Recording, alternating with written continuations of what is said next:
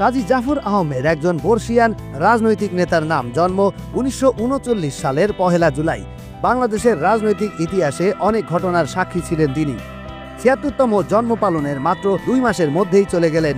তিনি ঢাকার ইউনাইটেড হাসপাতালে 27 আগস্ট 2015 সালে ৭৬ বছর বয়সে মৃত্যুবরণ করেন। তার এই আকস্মিক মৃত্যুর খবরে রাজনৈতিক নেতাকর্মী, আত্মীয় স্বজন ও শুভাকাঙ্ক্ষীদের মাঝে নেমে আসে শোকের ছায়া।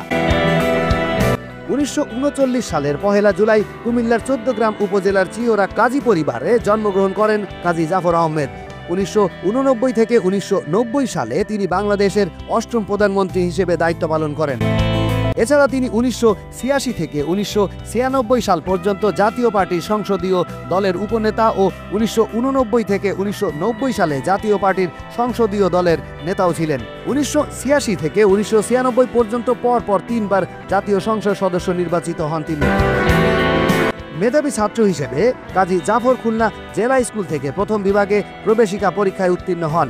পরবর্তীকালে রাজশাহী সরকারি কলেজ থেকে উচ্চ মাধ্যমিক পাশ করে ঢাকা বিশ্ববিদ্যালয় থেকে বিএ অনার্স ও ইতিহাসে এমএ পাশ করেন। ভাষা আন্দোলনের সিঁড়ি বেয়ে তিনি রাজনীতির অঙ্গনে প্রবেশ করেন। 1955 সালে তিনি সক্রিয়ভাবে রাজনীতিতে যোগদান করেন। রাজশাহী জেলা ছাত্র ইউনিয়নের যুগ্ম সম্পাদক এবং রাজশাহী কলেজ সাহিত্য মজলিসের মুখপাত্র, সাহিত্যিকীর সম্পাদক হিসেবে তার কর্মময় রাজনীতিতে পদচারণা শুরু হয়।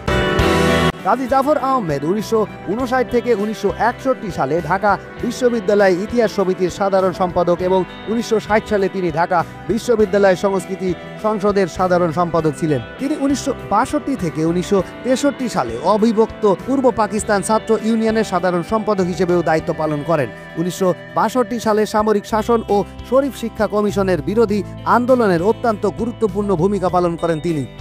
1967 সাল থেকে 1985 সাল পর্যন্ত তিনি বাংলা শ্রমিক ফেডারেশনের সভাপতি ছিলেন। কাজী জাফর 1972 থেকে 1974 সাল এই 2 বছর ন্যাশনাল আওয়ামী পার্টি ন্যাপের সাধারণ সম্পাদক ছিলেন। মজলুম জননেতা মাওলানা আব্দুল হামিদ খান ভাসানী তখন ছিলেন ন্যাপের চেয়ারম্যান। এরপর 1974 থেকে 1986 সাল পর্যন্ত তিনি ইউনাইটেড পিপলস পার্টি ইউপিপির প্রথমে সাধারণ সম্পাদক ও পরে চেয়ারম্যান হিসেবে সক্রিয়ভাবে পার্টির সাংগঠনিক দায়িত্ব ও জাতীয় রাজনীতিতে বিশেষ কার্যকরী ভূমিকা পালন করেন। আমি এখন যে মসজিদের কাছে এসেছি, এই মসজিদটা এত সুন্দর দৃষ্টিনন্দন। এই মসজিদটা আসলে তৈরি করেছিলেন খান বাহাদুর মৌলভী অলিউর রহমান সাহেবের পত্নী বেগম মনিজা খাতুন। এটি 1343 বাংলা খ্রিস্টাব্দে এই মসজিদটি নির্মাণ হয় এবং এই মসজিদের সৌন্দর্যে আসলে আমি বিমোহিত। নিপুণ কারুকাজ, দারুণ নির্মাণ শৈলী, আর বিশেষ করে এই মসজিদের একটা বৈশিষ্ট্য আছে। আমি এখন যেখানে দাঁড়িয়ে আছি, এটি হচ্ছে গণপ্রজাতন্ত্রী বাংলাদেশ সরকারের 8ম প্রধানমন্ত্রী, মুক্তিযুদ্ধের অন্যতম সংগঠক ও জাতীয় নেতা কাজী জাফর আহমেদের পারিবারিক কবরস্থান এবং পাশাপাশি সেই মসজিদটি আমরা এখন দেখতে পাচ্ছি। পাশাপাশি এখানে জাফর সাহেবের কবরস্থানও আছে। আমরা আপনাদেরকে যদি একটু দেখানোর চেষ্টা করি, এই যে আমার ঠিক সামনে, আর এখানে তাদেরই এটি পারিবারিক কবরস্থান এবং এখানেই তিনি শায়িত আছেন। ওনার জন্ম 1 জুলাই 1939 সালে এবং মৃত্যুবরণ করেন 27 আগস্ট 2015 সালে। 1978 সালে তৎকালীন রাষ্ট্রপতি জিয়াউর রহমানের মন্ত্রী পরিষদের শিক্ষামন্ত্রী হন তিনি।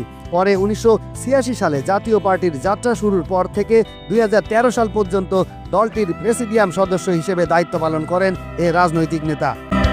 1986 থেকে 1990 সালে তিনি জাতীয় পার্টি সরকারের পর্যায়ক্রমে বাণিজ্য মন্ত্রণালয়, বন্দর জাহাজ ও নৌ পরিবহন মন্ত্রণালয় ও তথ্য মন্ত্রণালয় এবং শিক্ষা মন্ত্রণালয়ের মন্ত্রী হিসেবে দায়িত্ব পালন করেন।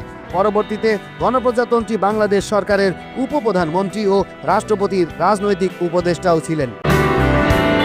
1989 থেকে 1990 সালে বাংলাদেশের 8ম প্রধানমন্ত্রী হিসেবে দায়িত্ব পালন করেন তিনি। 1986 থেকে 1996 সালে জাতীয় পার্টির সংসদীয় দলের উপনেতা ও 1989 থেকে 90 সালে জাতীয় পার্টির সংসদীয় দলের নেতাও ছিলেন। 1986 থেকে 1996 সাল পর্যন্ত পরপর 3 বার জাতীয় সংসদ সদস্য নির্বাচিত হন। 1986 সালে জাতীয় পার্টির জন্মলগ্ন থেকে 2013 সাল পর্যন্ত তিনি জাতীয় পার্টির প্রেসিডিয়াম সদস্য হিসেবে দায়িত্ব পালন করেন। পরে এরশাদের সঙ্গ ত্যাগ করে নতুন রাজনৈতিক দল তৈরি করেন কাজী জাফর আহমেদ। কাজী জাফর আহমেদ 1999 থেকে 2000 সাল পর্যন্ত অস্ট্রেলিয়ার বৃহত্তম বিশ্ববিদ্যালয় ইউনিভার্সিটি অব ওয়েস্টার্ন সিডনিতে ভিজিটিং প্রফেসর হিসেবে দক্ষিণ এশীয় ভূমণ্ডলীয় রাজনৈতিক বিষয়ে অধ্যাপনা করেন। কাজী জাফর আহমেদের পিতা ছিলেন কাজী আলী আহমেদ ও মা তাহেরা খাতুন। স্ত্রী মমতাজ বেগমের সাথে বিবাহ বন্ধনে আবদ্ধ হন তাদের 3 মেয়ে কাজী জয়া আহমেদ, কাজী সোনিয়া আহমেদ ও কাজী রুনা আহমেদ। এদের মধ্যে 2 জন বিদেশে থাকেন এবং 1 জন দেশে থাকেন। এটি হচ্ছে তার সাবেক বাড়ি। আর ভিতরে যে অংশটা আমরা আপনাদের ভিতরে যাচ্ছি না, এইখান থেকে হয়তো আপনাদেরকে দেখাতে পারবো। এই যে বাড়িটি, এটি হচ্ছে তার চাচার বাড়ি। এটি পরে নির্মিত হয়েছে, কিন্তু মূল বাড়িটির অংশ হচ্ছে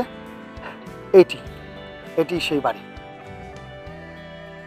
যেখানে তিনি তার জীবনের অধিকাংশ গুরুত্বপূর্ণ সিদ্ধান্তগুলো নিয়েছেন এবং সময় কাটিয়েছেন রাজনৈতিক কর্মী, দলীয় নেতাকর্মীদের নিয়ে। প্রয়াত নেতা কাজী জাফর আহমেদ তার আত্মজীবনী নিয়ে একটি বই লেখেন। বইটির নাম আমার রাজনীতির 60 বছর, জোয়ার ভাটার কথন।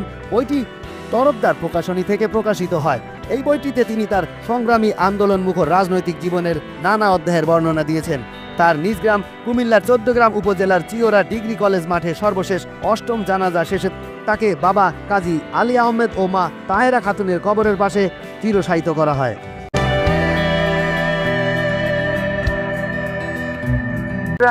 অষ্টম প্রধানমন্ত্রী বাংলাদেশের কাজী মোহাম্মদ জাফর বাড়ির এই সামনে থেকে আপনাদেরকে কাজী জাফর সম্পর্কে যতটুকু বিস্তারিত জানানোর আমি চেষ্টা করলাম। নতুন কোনো ভিডিও নিয়ে আবারও আপনাদের সামনে হাজির হব। সে পর্যন্ত ভালো থাকবেন, সুস্থ থাকবেন। আল্লাহ হাফেজ।